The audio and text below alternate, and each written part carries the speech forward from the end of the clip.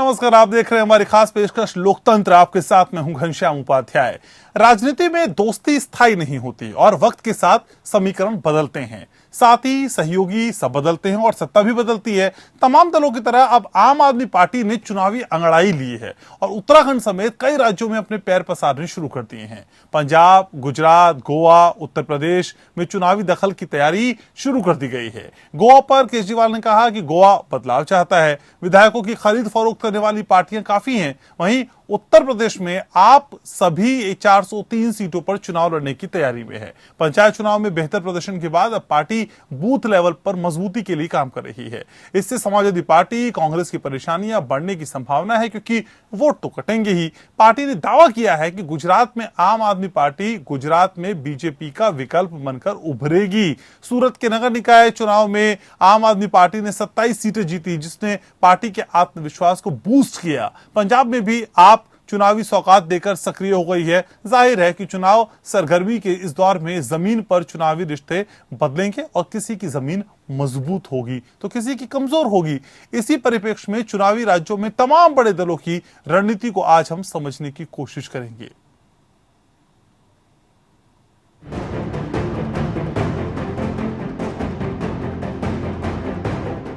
उत्तराखंड समेत कई राज्यों में विधानसभा चुनाव करीब 6 महीने दूर है, लेकिन राजनीतिक पैंतरेबाजी अभी से ही शुरू हो गई है।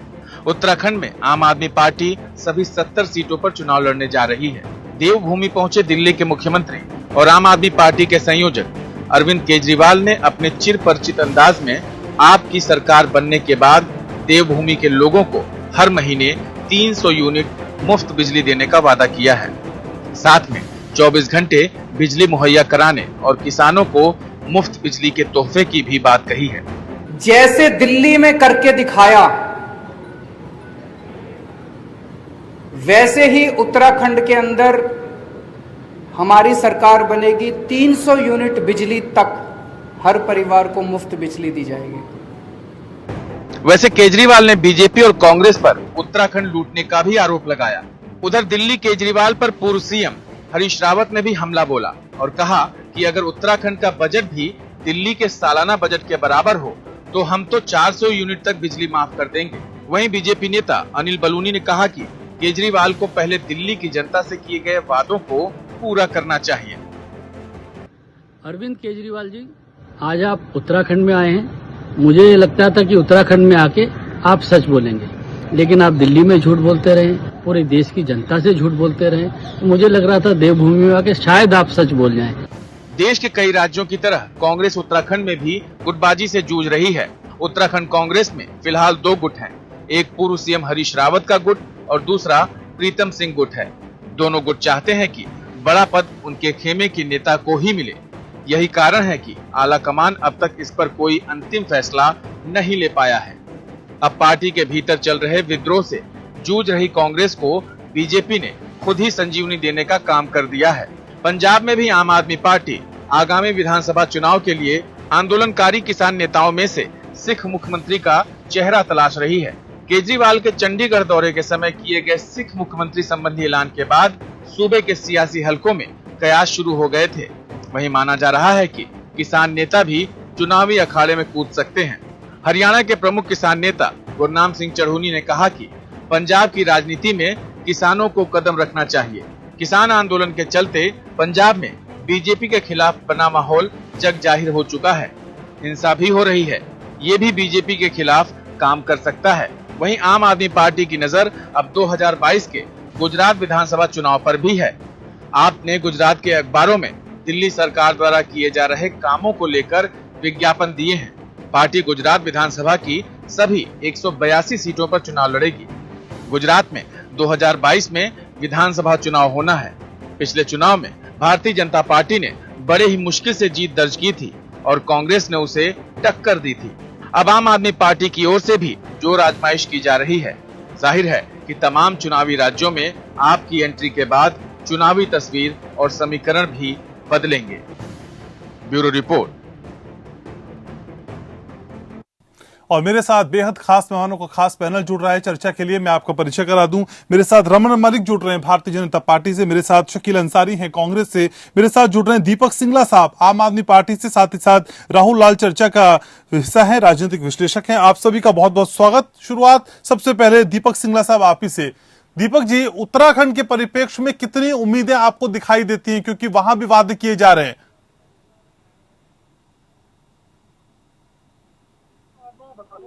जो हमने वादे किए हैं वो वादे कोई जुमले नहीं है, वो वादे बिल्कुल केजरीवाल की गारंटी हैं और जो दिल्ली वालों ने पूरी करके दिखाई है। बिजली फ्री की है, पानी फ्री की है, ऐसे ही उत्तराखंड वालों को भी 300 यूनिट तक बिजली बिल्कुल फ्री मिलेगी। ये बीजेपी की तरह भाजपा वाले तरह जुमले नहीं करते कि 15 लाख देंगे, फिर कहते थे जुमले हैं, फिर कभी कुछ कह देते हैं, फिर कहते जुमले हैं। तो केजरीवाल की गारंटियां हैं और जो बिल्कुल केजरीवाल ने खुद आके गारंटी बताई कि मैं आपको देने वाला हूँ, आपको मिलेंगी और बिल्कुल मिलेंगी। आप आम आदमी पार्टी की सरकार बनेगी वहाँ पे और आपको एक गारंटी के साथ 24 घंटे फ्री बिजली मिलेगी। तो मलिक साहब, एक बड़ा कंपटीशन खड़ा होने जा रहा है।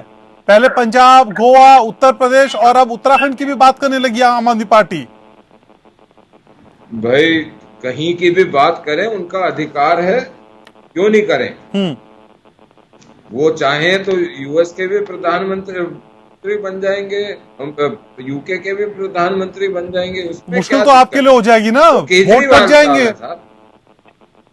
जी सर, मुश्किल तो आप लोगों के लिए होगी ना। जमी जमाई पार्टी, खासकर उत्तराखंड में तो आप विकल्प के तौर पे देखते हैं, एक के बाद एक आएंगे, लेकिन अब आम आदमी पार्टी तीसरे विकल्प के तौर पे खुद को स्टैब्लिश कर रही है। नहीं नहीं नहीं नहीं नहीं, एक मेरी बात सुनिए उपाध्याय जी, मैं आपको और आम आदमी पार्टी के जो यहाँ नुमाइंदे हैं उनको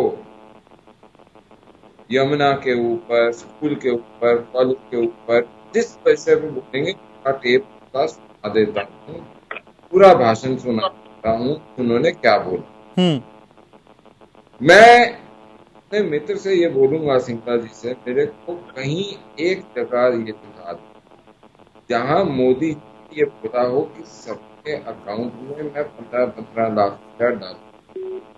उन्होंने किस संदर्भ में क्या बोला की टेप सुना दें, और अगर ऐसा बोला और मोदी जी ने नहीं करा तो मैं अपने आप को गुनहगार मानूंगा और मैं छोड़ दूंगा सब।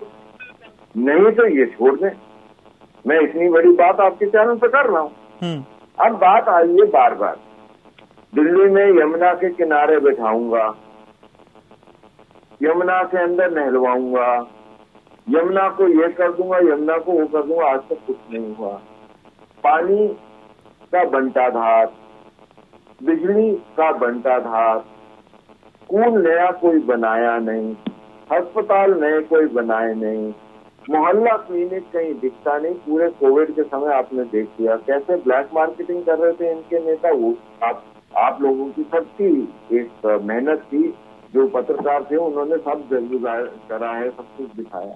तो मैं ये पूछना चाहता हूँ कि जो व्यक्ति आज तक मुख्यमंत्री बनके एक विभाग ना संभालता है, एक विभाग नहीं है, आप भी चेक करें कि कितने विभाग संभालता है मुख्यमंत्री दिल्ली, आपको एक नहीं मिलेगा। तो मैं पूछना चाहता हूँ कि क्या है, 9 करोड़ रुपया अपने घर की रेनोवेशन में लगा दिया, किस लिए लगा दिया भाई? 9 करोड़ रुपए किस लिए लगा दिया ये बताएं। 1.25 करोड़ रुपए के साल के समोसे खा जाते हैं, किस लिए खा जाते हैं भाई? आपने तो बोला था ना सरकारी मकान लूंगा, ना गाड़ी लूंगा, ना कुछ करूंगा। ये सारी प्रॉमिसेस आपने सुना है। 370 पेजेस की शीला दीक्षित जी के खिलाफ का पुलिंदा दिखाते थे, ऐसे ये है। मैं ये पूछना चाहूंगा, आपने कभी कोई पत्रकार वार्ता में किसी ने भी ये सुना कि उन्होंने उस चीज के ऊपर एक FIR तक दर्ज करवाई हो? चलिए वो भी छोड़ दीजिए, अब हम केजरीवाल की बात छोड़ दें। मैं ये पूछना चाहता हूँ, इनके पंजाब के प्रभारी हैं राघव चड्ढा, उन्होंने ये बोला था 85 से कम सीटें आ जाए मैं राजनीति छोड़ दूंगा। आज भी प्रभारी बने बैठे हैं पंजाब से। मैं ये पूछना चाहता हूँ कि किसकी बात पे विश्वास करने की कोई करेगा, और उनकी जो एक तरीके से कांग्रेस का जो स्टेगनेंट वोट शेयर होता है उसके ऊपर पैरासाइट वॉर करने की कोशिश करते हैं। और कांग्रेस बेचारी डिफेंड नहीं कर पाती उनको और वो वहां उठा के ले जाते हैं। तो ये चीजें जो हैं ये फैक्ट हैं। अगर मैं उनमें से कहीं भी गलत हूं तो मेरे को बताएं। ठीक है, शकील अंसारी भी मेरे साथ हैं। तो अंसारी साहब, असल में आम आदमी पार्टी की इस बढ़ती आमद से कितनी घबराहट होती है?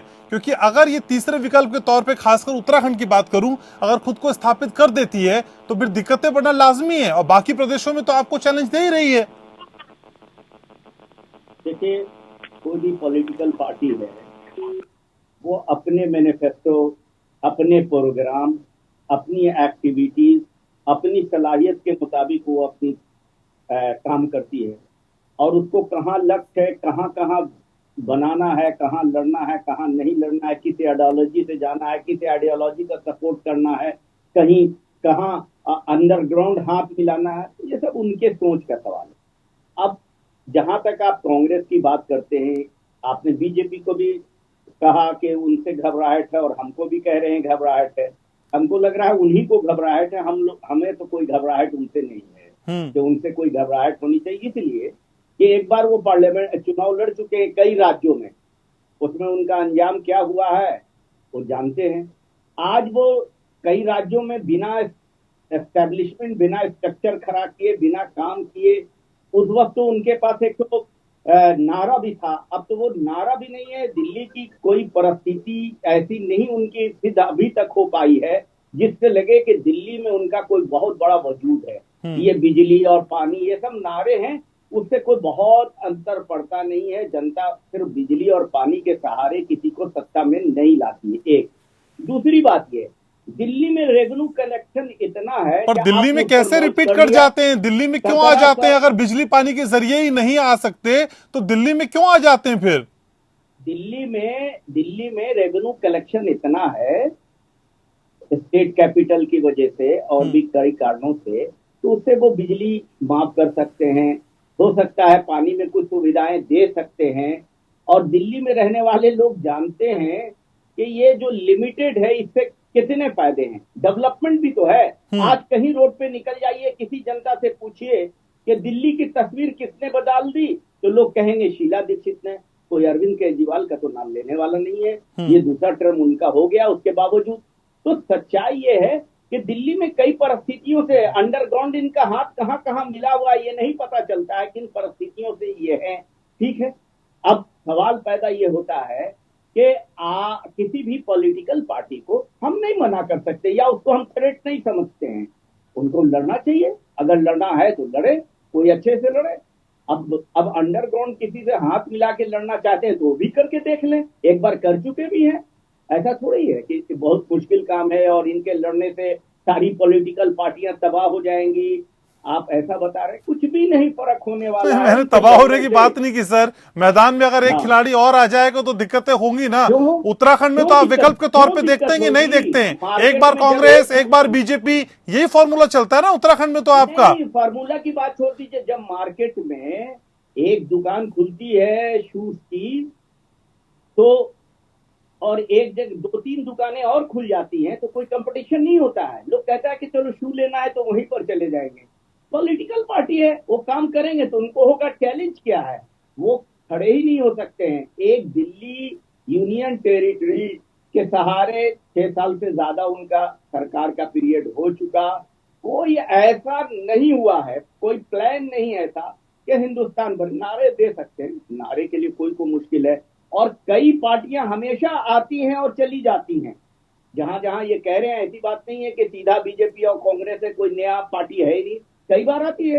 अब पंजाब है तो वहां अकाली दल भी है और बीएसपी भी है। तो ऐसा थोड़ी है कि ये एक नई एकदम नई कल्पना कोई आ गई है और जिससे कोई बहुत कुछ भी नहीं फर्क पड़ने वाला है। ये अपना चुनाव लड़े, इनका बेस कुछ भी नहीं है। पहले बेस बनाने की बात करें, मेहनत करें, जनता के हित में काम करें तो निश्चित रूप से जनता को सोचने का अवसर मिल सकता है। ठीक है, अब इसका एक एनालिटिकल सर्वेक्षण करने की कोशिश करते हैं, एनालिसिस करने की कोशिश करते हैं। हमारे साथ राहुल लाल मौजूद है, राजनीतिक विश्लेषक हैं। राहुल सर, असल में आप कैसे देखते हैं सर आम आदमी पार्टी के बढ़ते हुए कदम? हालांकि बाकी दल कह रहे हैं कि कोई फर्क नहीं पड़ता, कोई भी आता रहे, लेकिन क्या सच में ऐसा ही है? देखिए, आप को लेकर उत्तराखंड की सीधी बात करते हैं ये नहीं कर, अगर कार्यकाल को पूरा किया, अब बात होगा नहीं, कहीं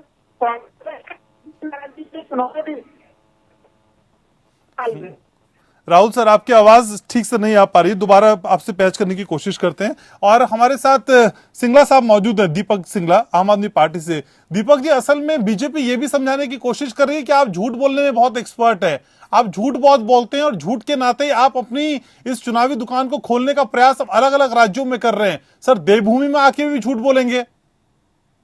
सर, मैं रमन मलिक जी को, मैं मलिक साहब को बड़ा रिगार्ड करता हूँ और मैं इनसे एक बात कहना चाहूंगा, हमने अब तक कोई झूठ नहीं बोला। हमारी पार्टी सिर्फ काम करने के मुद्दों पे आई थी और काम ही कर रही है।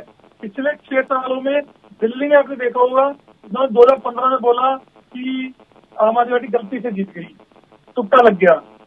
तब 2020 में लोगों ने काम को वोट दिया, काम की राजनीति को वोट दिया। ये जो इन्होंने कांग्रेस जनता पार्टी जो बना रखी है ना सर, कि बीजेपी को एमएलए चाहिए होते हैं, वो कांग्रेस से ले लेते हैं, वो कुछ भी कर लेते हैं, तो वो जो सिस्टम इनका चल रहा है वो जनता को समझ में आ रहा है, जनता को दिख रहा है और जनता उस बात का जवाब दे रही है। जनता को बता रही है कि आपको इस तरीके से जो हॉर्स ट्रेडिंग जो करते हैं, जो आप लोग ये काम करते हैं, इस तरीके से नहीं चलेगा और इस बार एक साफ अच्छी काम की राजनीति वाले पार्टी को वोट दिया जाएगा। और पूरा उत्तराखंड, पूरा गोवा, सब एक होप की तरह आम आदमी पार्टी को देख रहे हैं। एक उम्मीद दिख रही है आम आदमी पार्टी में कि एक आम आदमी पार्टी है जिसने एक अच्छा काम करके दिखाया है दिल्ली के अंदर, और वो उस कामों को रेप्लिकेट करेगी उत्तराखंड के अंदर, गोवा के अंदर, पंजाब के अंदर। जो 300 यूनिट हमने फ्री की गारंटी दी है, वो गारंटी है। इन्होंने 100 यूनिट बोला, इनके नेता बोलते हैं कि हम 100 यूनिट फ्री देंगे, 200 यूनिट पे हाफ करेंगे। अगले दिन इनके दूसरे मुख्यमंत्री बोलते हैं नहीं नहीं ऐसा कुछ नहीं, हम कुछ नहीं करेंगे। तो ये खुद ही क्लियर नहीं कि करना क्या चाहते हैं। एक महीने में 2 मुख्यमंत्री बदल दिए इन्होंने। तो इनको इनके समझना पड़ेगा कि लोगों को भी अब दिख रहा है, लोगों को भी समझ में आ रहा है कि जो ये राजनीति करते हैं, जो खरीद फरोख्त की राजनीति ये करते हैं, वो अब नहीं चल पाएगी। वो लंबे तरीके से नहीं चल पाएगी। इन्हें एक लोगों को एक साफ अच्छी काम वाली पार्टी चाहिए, जो एक आम आदमी पार्टी ही दे सकती है। आम आदमी पार्टी ने अब तक काम करके दिखाया है, दिल्ली में काम करके दिखाया है। पहले भी 77 सीटें आई थी, 95% पहले था, 90% दोबारा सीटें आई है, काम की वजह से आई है। ठीक है, और मैं इनको धन्यवाद करूंगा शकील अंसारी साहब को, जो इन्होंने एक्सेप्ट किया कि कम से कम हमने बिजली में, पानी में काम तो किया दिल्ली में। राहुल जी, तो मैं यही समझने की कोशिश कर रहा था, आप आम आदमी पार्टी का विश्लेषण कैसे करते हैं सर, हर राज्य के हिसाब से, खासकर उत्तराखंड का जिक्र भी करें तो उत्तराखंड के लिहाज से भी? देखिए घनश्याम जी, अगर उत्तराखंड के सिचुएशन को देखते हैं तो वहां पे आम आदमी पार्टी का स्कोप बनता है। उसका कारण क्या है कि देखिए, उत्तराखंड के बने हुए अब 21वें साल हम लोग बीत चुका है। 2000 में उत्तराखंड का निर्माण हुआ था। केवल एक नारायण दत्त तिवारी जो एनडी तिवारी है, बस उन्होंने ही अपना कार्यकाल पूरा किया, बाकी किसी ने अपना कार्यकाल पूरा नहीं किया। तो कांग्रेस के समय में भी वो स्थितियां बनी और बीजेपी के समय में तो लोगों का भी ये कहना है कि 57 विधायक चुन के भी फिर भी अगर 3 मुख्यमंत्री इस पीरियड में हो जाए और स्थिर सरकार ना वहां पे रहे और फिर बीजेपी खुद ही दावा करे कि नहीं अभी तक जो मुख्यमंत्री का उम्मीदवार है वो सबसे योग्य है, तो फिर सवाल ये उठता है कि 4.5 साल तक आपको योग्य लोगों को स्थान नहीं दिया। ये जनता के मन के सवाल है। तो ऐसे में कहीं ना कहीं जनता नाराज है, कांग्रेस से भी जनता नाराज है भारतीय जनता पार्टी से ही।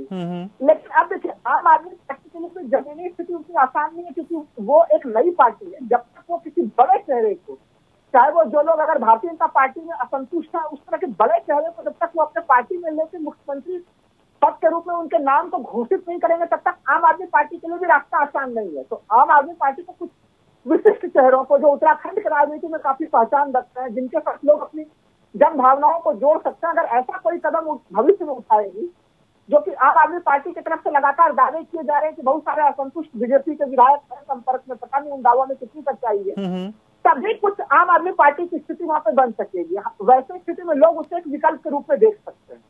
तो इसलिए मैं बार बार कह रहा हूँ कि स्थितियां हैं वहां पे, लेकिन क्या आम आदमी पार्टी उस तरह का पूरा होमवर्क कर सकेगी, ये उस पूरे मामले पे ढंग से हमसे निर्भर करेगा कि इनका भविष्य क्या होता है। लेकिन पर सर, सरकार तक ना भी पहुंचे, सरकार ना भी बना पाए, लेकिन वोटों को तो बांटने का काम कम से कम आम आदमी पार्टी कर ही देगी इस तैयारी के साथ। नहीं, इसमें कहीं कोई दिक्कत वाली चीज नहीं है। अगर जो राजनीति में हम लोग कहते हैं कि आप अगर नहीं, आप खिलाड़ी नहीं बनते हैं जीतने वाले खिलाड़ी, तो आप राजनीति के समीकरण जरूर बदल देते हैं। वो राजनीति के समीकरण को बदलने में ये उत्तराखंड में सक्षम है। क्योंकि देखिए, गुजरात की बात की जाती है या फिर अभी उत्तर प्रदेश की बात की जा रही है, लेकिन ये बड़े राज्य है। उत्तर प्रदेश काफी बड़ा राज्य है, वहां पे उनका उस रूप में प्रभाव वो नहीं डाल सकेंगे। लेकिन उत्तराखंड एक छोटा राज्य है, अगर वो बहुत ही इंटीग्रेटेड प्लानिंग बना के वो चलेंगे तो फिर उनको परिणाम मिल सकता है। वो कम से कम राजनीतिक समीकरणों को वो जरूर दाएं से बाएं करने में तो वो जरूर सक्षम रहेंगे। लेकिन हाँ, अगर किसी को मुख्यमंत्री का चेहरा अगर वो बड़े चेहरे को लेकर आ जाते हैं तो फिर लोग उसको और गंभीरता के साथ भी देख सकते हैं घनश्याम। ठीक है, तो रमन मलिक साहब, असल में आम आदमी पार्टी कह रही है कि उत्तराखंड में हम इतने बड़े स्तर पे सक्रिय हो गए हैं कि हमारी सक्रियता को देखते हुए आपको अपना मुख्यमंत्री भी बदलना पड़ा है। ऐसा है कि इनका बस चले तो ये भी बोल दें कि केजरीवाल जी ने छींक दिया, इसलिए सूरज ने अब छुप गया, चांद बाहर आ गया। तो इनका कुछ ऐसा, मैं इनके ऊपर कुछ खास टिप्पणी नहीं करना चाहूंगा, लेकिन मैं इतना जरूर पूछना चाहूंगा। वैसे मेरे पास 2-4 सवाल है कि एक तो लगभग 17,000 करोड़ से ऊपर पैसा एमसीडी का देना है दिल्ली सरकार ने, जो वो नहीं दे रही, समय समय पे रोकती रही। दिल्ली गवर्नमेंट की तरफ से पॉलिटिकल एड्स दी जा रही हैं पूरे देश में। तो मैं ये समझना चाहूंगा कि दिल्ली सरकार कोई एड देती है प्रदेशों के अंदर जो जिसमें दिल्ली का नहीं होता, तो वो क्या दिखता है? क्या वो मिसयूज और इनअप्रोप्रिएशन ऑफ फंड्स नहीं है? तीसरी चीज, देखिए, हर राज्य की अपनी पॉलिटिकल यूनिकनेस होती है कि जी उसके अपने मूल मुद्दे होते हैं। उत्तराखंड के कुछ मुद्दे उसके व्यक्तिगत होंगे, उत्तर प्रदेश में अलग होंगे, दिल्ली में अलग, हरियाणा में अलग, पंजाब में अलग होंगे। तो क्या यही 300 यूनिट का फॉर्मूला सब जगह दिख पाएगा? एक और चीज, पानी की बात कर रहे थे मेरे मित्र, कभी वसंत कुंज और दूसरी जगह कीर्ति नगर और 3-4-5 जगहें हैं, हरिनगर है, आप वहां जाके पानी भाई साहब मेरे को पी के दिखा दीजिएगा कि आप ब्राउन रंग का पानी जो नलकों में आता है दिल्ली जल बोर्ड का, वो कैसे पी के दिखाएंगे, ये बता दीजिएगा मेरे को। बदबूदार जो पानी आता है वो कैसे पियेंगे, ये समझा दीजिएगा। अब बात आती है जो बात सबसे मूल मुद्दा है, हम सिर्फ उत्तर प्रदेश या उत्तराखंड की बात नहीं कर रहे, ना हम दिल्ली की सिर्फ की बात कर रहे हैं, हम एक पॉलिटिकल आइडियोलॉजी की बात कर रहे हैं। कोरोना के अंदर अगर वो 1000 मोहल्ला क्लिनिक जो प्रॉमिस थे कि जी मैंने बना रहा हूँ, बन रहे हैं, बन गए हैं, वो अगर होते और सिर्फ 20-20 बिस्तर उसके अंदर सेट हो पाते तो 20,000 बेड की कमी पूरी हो सकती। अगर उस मोहल्ला क्लिनिक के अंदर डॉक्टर होते, अगर उस मोहल्ला क्लिनिक के अंदर लोग होते, दवाइयां होती, तो शायद लोगों को मिल जाता।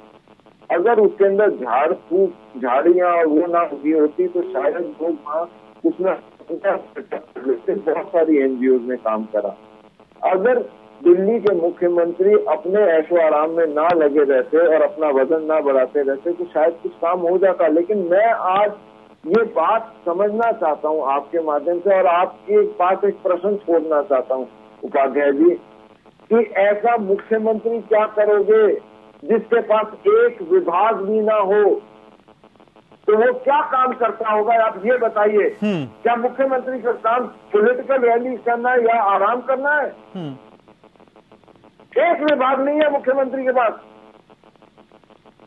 उससे ज्यादा तो मैं और आप संभाल लेंगे। किस तरह की जिम्मेदारी से बचने की कोशिश है मुख्यमंत्री अरविंद केजरीवाल की? शकील भाई, इसके बाद आप ही के पास आ रहा हूं। मैं अपने मलिक साहब को बात बताना चाहूंगा। मुख्यमंत्री का कोई एक विभाग देखने का काम नहीं होता है, उसके ऊपर पूरी दिल्ली की जिम्मेदारी है, पूरी दिल्ली की प्लानिंग की जिम्मेदारी है। जितने काम चल रहे हैं, जितनी योजना चल रही है, अच्छी इम्प्लीमेंट है, उसकी जिम्मेदारी है। तो अगर वो एक डिपार्टमेंट लेके एक डिपार्टमेंट में लग जाएंगे तो मुख्यमंत्री बन के क्या करेंगे? उन्होंने सारे डिपार्टमेंट इसलिए छोड़े कि पूरा ओवरऑल देख पाए, पूरा हर सिस्टम को देख पाए, कहीं कमियां उसको ठीक कर पाए। तो बाकी मुख्यमंत्री क्या कर रहे होते हैं साहब? अच्छा है दिल्ली के साहब। सर मलिक साहब एक एक करके ना सर, आप जब बोल रहे थे वो सुन रहे थे ना सर, सुन लीजिए फिर काउंटर कर दीजिएगा सर। जवाब भी आप सुनेंगे। घनश्याम जी प्लीज बोलिए ना। बोलिए सिंगला साहब बोलिए।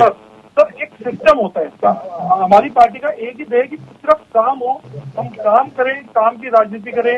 मुख्यमंत्री हर डिपार्टमेंट में कहीं भी इशू आता है, कोई भी प्रॉब्लम आती है, चाहे वो हॉस्पिटल हो तो वो खुद विजिट करने जाते हैं, पीडब्ल्यूडी का काम हो खुद विजिट करने जाते हैं।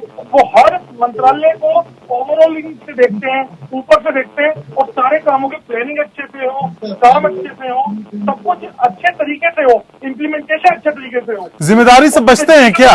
जिम्मेदारी से बचते हैं क्या मुख्यमंत्री अरविंद केजरीवाल? सवाल यही है ना। मंत्री इनकॉम्पिटेंट है या दूसरे जितने मुख्यमंत्री हैं उनको काम करना नहीं आता पूरे देश के। अरे मलिक साहब आप घनश्याम जी के बीच में बोला। अरे साहब जवाब दीजिए सर, बोलिए।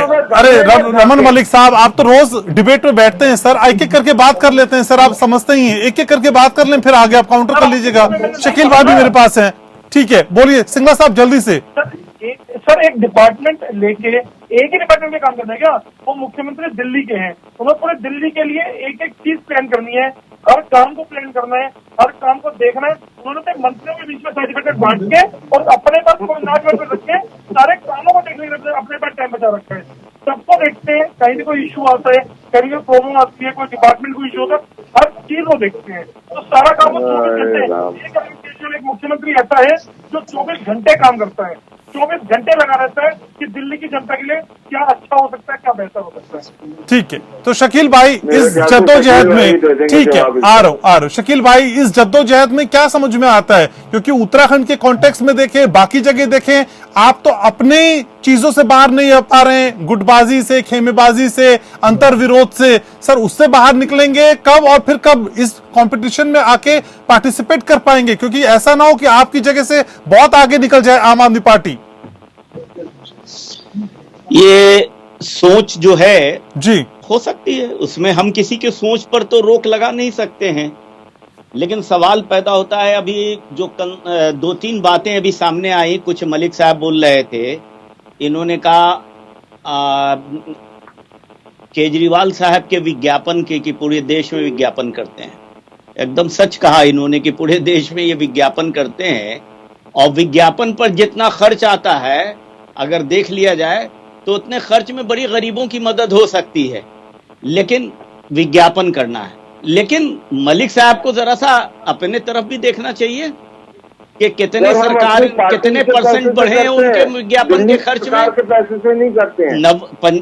15 के बाद से करीब 300% ज्यादा ये विज्ञापन पर खर्च कर रही है मोदी सरकार। और योगी सर, इन्होंने कहा कि पूरे देश में कर रही है, तो योगी जी का भी पोस्टर पूरे दिल्ली में लगा हुआ है। क्या दिल्ली में चुनाव लड़ना चाहते हैं योगी जी क्या? इसलिए दोनों एक दूसरे पर मिली भगत करके एक दूसरे पर मिली भगत वाला इल्जाम भी लगा रहे हैं। अब जहां तक ताल्लुक है पार्टी का पूरे देश में, तो देखिए इस देश में बहुत सारी पार्टियां हैं और रीजनल पार्टियां भी हैं।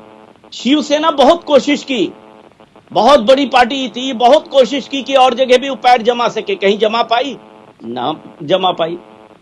आप देखिए मायावती जी की पार्टी बीएसपी कहां है? सब जगह लड़ती है, 2-4 सीट लेती है, अंजाम फिर क्या होता है, इसलिए उनको नहीं है। साउथ के सब रीजनल पार्टी कहां है? अपने स्टेट से कहीं दूसरी जगह नहीं है। जदयू क्या यूपी में आ पाई? कई बार चुनाव आके लड़ ली, गुजरात में भी जाके जदयू चुनाव लड़ लेते हैं, कुछ सीट ले पाते हैं। इसलिए सबका लिमिट है, और इनका लिमिट भी दिल्ली भर है, और ये भी दिल्ली की आखिरी है। धोखा एक आध बार हो सकता है, अब धोखा खुल चुका है, इसलिए ये इनसे ना कोई डरता है ना कोई डरने की बात है। अभी एक बात सवाल हुआ कि वो सरकार में विभाग की और नन विभाग की, बड़ा आश्चर्य लगता है ये बात जब मलिक साहब कहते हैं कि उनके पास विभाग नहीं है। अरे विभाग रहे, और वो जब कहते हैं कि हम सब संभालते हैं विभाग नहीं रहने की वजह से, तो बड़ा आश्चर्य लगता है डेमोक्रेटिक सेटअप के बारे में। आज के दौर में सबसे बड़ा इल्जाम लग रहा है कि आज का दौर में पीएमओ सबसे बड़ा है। इतना बड़ा पीएमओ कभी नहीं था, 10-12 ज्वाइंट सेक्रेटरी से चलता था, आज 80 से ज्यादा ज्वाइंट सेक्रेटरी हैं पीएमओ में। कोई मंत्री की अकाउंटेबिलिटी नहीं है, सारे मंत्री का वो पीएमओ के एसएमएस और उनके आदेश का इंतजार करते रहते हैं, तब वो दस्तखत करते हैं। यहां तक के उनको बयान क्या देना है वो ट्वीट भी वहां से आ जाती है। तो ये भी डेमोक्रेसी का कोई अच्छा तरीका थोड़ी ही है। अगर अकाउंटेबिलिटी कैबिनेट की होती है, जो पार्लियामेंट्री सिस्टम ऑफ गवर्नमेंट में, तो उसमें कैबिनेट के सामने तो है नहीं, कैबिनेट मिनिस्टर को नहीं। अभी देखिए रिशफल कर दिया गया, कुछ लोगों को हटा दिया गया, क्या वही रिस्पॉन्सिबल थे? आप संविधान देख लीजिए, संविधान में कैबिनेट आर रिस्पॉन्सिबल। अगर रिस्पॉन्सिबल है तो कैबिनेट का मुखिया सबसे ज्यादा अगर कोरोना कंट्रोल करने में अगर फेलियर है, जिसको आप मान रहे हैं, और हेल्थ मिनिस्टर को हटा रहे हैं, तो उसके लिए जिम्मेदार तो पीएमओ है, प्रधानमंत्री जी भी इक्वली हैं। आप एजुकेशन का सेक्टर देख लीजिए कि आप बुरा हाल हो गया। आप इकोनॉमी को देखिए, सबसे ज्यादा इस देश में इकोनॉमी माइनस पर चल रही है। आजादी के बाद से सबसे खराब इकोनॉमी आज चल रही है, लेकिन आप इकोनॉमी मिनिस्टर को तो नहीं बदल पाए। इसीलिए लगता है कि आप पूरी सरकार को अपने कंट्रोल में रह के करते हैं, तो ये डेमोक्रेसी के लिए ये भी खतरनाक है। और आप ही के पास आ रहा हूं, आप ही के पास आ रहा हूं, मलिक साहब आप ही के पास आ रहा हूं। मलिक साहब पूरा जवाब दे दीजिएगा, जब पूरा सुन लीजिएगा तब में जवाब दीजिएगा। मलिक साहब आप ही के पास आ रहा हूं सर, इतना सर आ रहा हूं आप ही के पास आ रहा हूं। तो मैं ये कह रहा हूं कि आप इस तरह के अपनी नूरा किस्ती मत कीजिए। ये दोनों कहीं ना कहीं हाथ मिलाए हुए हैं, कहीं ना कहीं ये दोनों नागपुर की राजनीति से चलते हैं, इसलिए इन दोनों को जनता अबर सबक सिखाएगी। ठीक है, अब मलिक साहब बोलिए। राहुल गांधी सबक सिखा रहा है। चलिए अब मलिक साहब आप बोलिए सर, डेकोरम को मेंटेन करते हुए आप बोलिए सर, प्लीज बोलिए। सर देखिए, एक तो अपनी मर्जी से खबरें ना बनाए, पॉलिटिकल पार्टी के प्रवक्ता हैं वही प्रवक्त करें जो अपनी पार्टी का स्टैंड हो। अपनी मर्जी से खबरें बनाने का काम मत करें। ये कोई टैबलॉइड का कोई टॉक शो नहीं है, एक चीज। दूसरी चीज, मैं बार बार एक ही चीज पूछ रहा हूँ कि देश के अंदर दिल्ली के अलावा बाकी जो राज्य हैं जहाँ पे मुख्यमंत्री हैं वो भी कार्यभार संभालते हैं और वो भी बाकी चीजों को भी देखते हैं, ओवरलुक भी करते हैं सारे।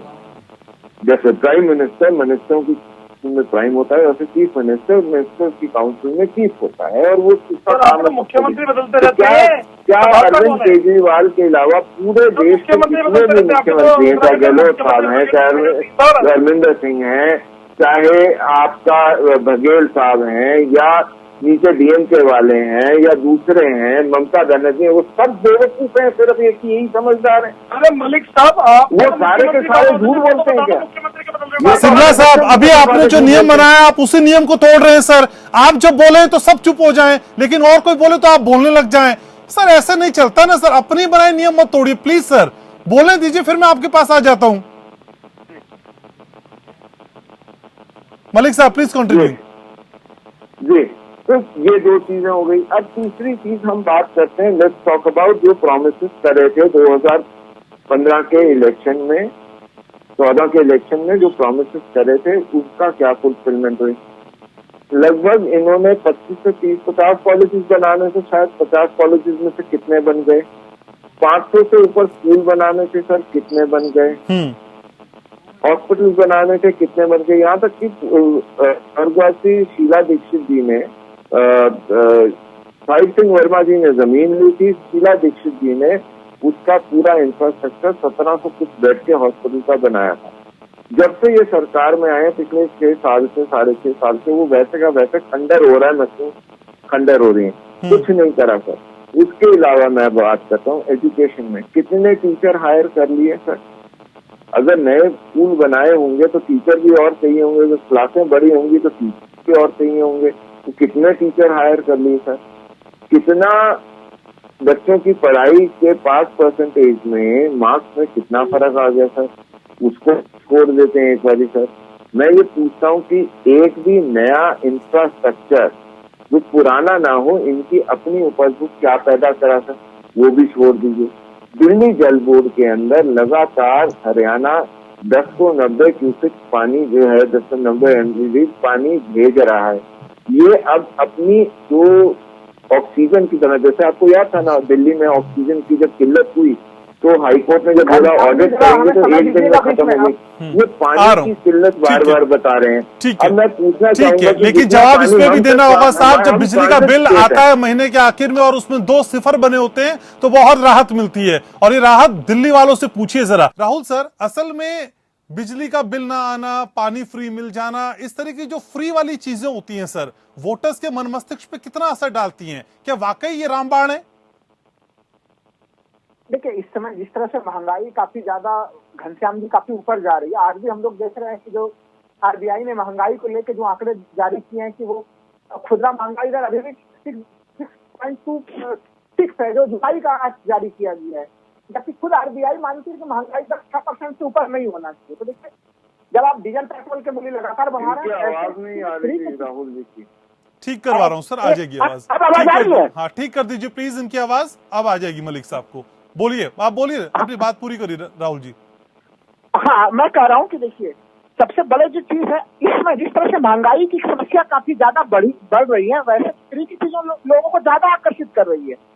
हमारे अर्थव्यवस्था के लिए अच्छी चीज है कि नहीं है, वो अलग चुनौती की चीज हो सकती है। आज खुद जो आरबीआई के नए आंकड़े आए हैं, खुदरा महंगाई दर 6.26% पहुंच चुका है, जो आरबीआई खुद कहती है कि 6% से ज्यादा नहीं होना चाहिए।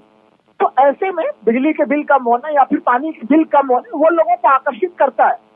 देखिए, जो अभी यहाँ पे जो कांग्रेस के नेता बातचीत कर रहे थे कि आम आदमी पार्टी बी टीम है बीजेपी की, या फिर बीजेपी वाले उन्हें कांग्रेस का बी टीम कर देते हैं, उस जगह से पानी जो है कि वो आगे जा चुका है। अभी जैसे बीजेपी के प्रवक्ता कई सारे प्रमुख आलोचनाओं को रख रहे थे, चमन मल्लिक जी की, दिल्ली में आम आदमी पार्टी का फंक्शनिंग कैसा है। लेकिन घनश्याम जी, जब ये चुनाव हो रहा था तो क्या इन मुद्दों पर इन्होंने चुनाव लड़ा? उस समय क्या जिस प्रखरता के साथ आज रमन मल्लिक यहाँ पे इन सारी चीजों को रख रहे थे, क्या उसी प्रखरता के साथ चुनाव के मैदान में ये कूदे थे? वहां पे देखिए चीजें बिल्कुल अलग रखी जा रही थी, अलग अलग नारे उस समय स्लोगन दिए जा रहे थे, अलग अलग ढंग से इलेक्शन लड़ा जा रहा था। तो इसलिए आम आदमी पार्टी ने एक अलग जो वैकल्पिक रास्ता चुना है, उसके लिए अब कांग्रेस और बीजेपी दोनों को प्रत्युत्तर अलग ढंग से देना पड़ेगा। और ये नई प्रकार की चुनौती है, और विशेषकर कांग्रेस के लिए भी चुनौती बड़ी है, क्योंकि वो अब तक ट्रेडिशनल पॉलिटिक्स से बाहर निकल के नहीं आई है, उनको और ज्यादा बदलना है। बीजेपी तो फिर भी 24/7 एक पॉलिटिक्स के रूप में वो हमें चुनाव के मैनेजमेंट को काफी कुछ लगता है, लेकिन उनके लिए भी चुनौती है। तो इसलिए मैं कहूंगा कि अगर उत्तराखंड की बातचीत करें हम लोग, तो उत्तराखंड की स्थिति में अभी से हम लोग सिरे से आम आदमी पार्टी को खारिज नहीं कर सकते हैं घनश्याम जी। और उत्तराखंड की तुलना हम लोग दूसरे जो बड़े राज्य हैं, चाहे उत्तर प्रदेश या फिर जो दूसरे राज्य है, उसकी तुलना में नहीं कर सकते, क्योंकि वो स्थितियां काफी ज्यादा उपयुक्त है वहां। ठीक है, तो दीपक सिंगला साहब, जब आप बिजली को लेकर वादा करते हैं तो दिल्ली में 200 यूनिट देते हैं, लेकिन पंजाब की बात करते हैं वहां 300 यूनिट देने की बात करते हैं, उत्तराखंड में भी 300 यूनिट फ्री देने की बात करते हैं। सर, ये भेदभाव क्यों है? किस तरह की कैलकुलेशन है असल में आपकी? तो दिल्ली में 200 यूनिट फ्री है और 400 यूनिट पे हाफ है। 400 यूनिट पे बिल हाफ आता है आपका, तो उसे एवरेज आउट करके हमने इसको 300 यूनिट कर दिया है। 300 यूनिट हम फ्लैट फ्री देंगे। 300 यूनिट आपको जो भी बिल आएगा, कोई कंफ्यूजन ना हो, हम बिल्कुल 300 यूनिट आपको पूरी फ्री देंगे। अगर 300 यूनिट तक आपको बिल आता है तो आपको बिल्कुल बिल फ्री है। और मैं मलिक साहब से एक बात कहना चाहूंगा, दिल्ली ने तो 2015 में और 2020 में बता दिया कि वो किसको पसंद करते हैं, किसको प्यार करते हैं। वो अरविंद केजरीवाल को, आम आदमी पार्टी को प्यार करते हैं। दिल्ली की जनता आम आदमी पार्टी को प्यार करती है। देश में किसे प्यार करते हैं ये भी लोगों ने समझा दिया था सर। देश में किसे प्यार करते हैं वो भी समझाया हुआ है, तो दिल्ली पे इतना खुश मत होइए सिर्फ। बिल्कुल, हम तो बात कर रहे थे, अभी तो उत्तराखंड की बात करिए। आपने 3 महीने में 3 मुख्यमंत्री बदल दिए। आपको मुख्यमंत्री तो अच्छे मिल नहीं पा रहे, आपको अपने मुख्यमंत्री पर ट्रस्ट है नहीं, अपने लीडर्स पर ट्रस्ट है नहीं। आप अपने लीडर्स को कहते कि नहीं वो अच्छा काम नहीं कर रहा, उन्होंने चेंज कर दिया। तो इनका डर लग रहा था कि अगर बाई इलेक्शन होगा तो हार जाएंगे। इनके सर्वे ने बताया कि हार जाएंगे, तो इनको डर ने हटाया, उस मुख्यमंत्री को डर ने हटाया। और मैं बिल्कुल आपसे बिल्कुल डर किससे सर? आपसे डर किससे था? आपसे सर? आप तो अभी 3 महीना थे एरा में उत्तराखंड में, आपसे डर भी होने लग गया। सर, दावे उतने करिए ना जितने समझ में आए, तीर उतने छोड़िए जितने कमान में हो। सर 100% सर, आज निकल के आ रहा हूँ मलिक साहब, आम आदमी पार्टी दिख रहा है। उसमें उत्तराखंड वाले लोग, हमने वहाँ पे सर्वे करिए, हमने सर्वे करवाया, वहाँ के लोग आम आदमी पार्टी को पसंद कर रहे हैं। आम आदमी पार्टी को चाहते हैं कि वो आम आदमी पार्टी दिल्ली की तरह यहाँ पे भी राजनीति को साफ करे, काम करके दिखाए। ये सिर्फ झूठे वादे और झूठे चीजों पे ना चले। ठीक है, तो शकील अंसारी साहब, असल में जो ये मुफ्त की बैसाखी पकड़ाने की आदत हो गई है, राजनीति के लिहाज से आम जनमानस के लिए ये बैसाखियां कितनी जरूरी है? ठीक है, आ रहा हूँ, अब इसके बाद आप ही के पास आ रहा हूँ मलिक साहब, आप ही के पास हूँ। उसके बाद नहीं, 1-5 सेकेंड। अच्छा ठीक, अच्छा ठीक है, बोलिए जल्दी से बोलिए। दोनों में के भी बेहतर और वहीं पे जाके चुनाव लड़ सकते हैं केजरीवाल जी। ठीक है, शकील साहब, ये मुफ्त की जो बैसाखी पकड़ाने की कोशिश की जाती है, क्या वाकई उसके तोड़ के लिए कोई नया तोड़ लेके आना पड़ेगा या फिर अपने वादों से काम चल जाएगा कांग्रेस का? देखिए, कांग्रेस पार्टी को वहां सरकार बननी है, आप नोट करके रखिए, और इनके नारों से कुछ नहीं हो सकता है। कांग्रेस ने करके दिखाया है, वही उसका मॉडल है, और बीजेपी को तो जाना ही जाना है, इसलिए कि आपने देखा ही कि वो अपने आप में संतुष्ट नहीं है। चुनाव के टाइम में चीफ मिनिस्टर्स बदल रहे हैं, असंतुष्टि है, काम में नहीं है, इसलिए अब उसमें आम आदमी एक पार्टी है, उसमें तो और भी पार्टियां आएंगी, आए, इनका खाता भी शायद ही खुल पाए।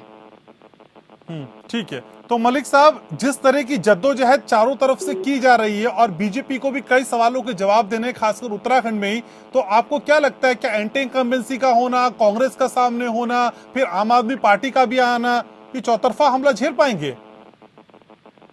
देखिए, अपने को तो कोई दिक्कत नहीं है, और उसलिए मैं बोलता हूँ कि कोई दिक्कत नहीं है, क्योंकि हाथ संगन को आसी क्या और पढ़े लिखे को फांसी क्या।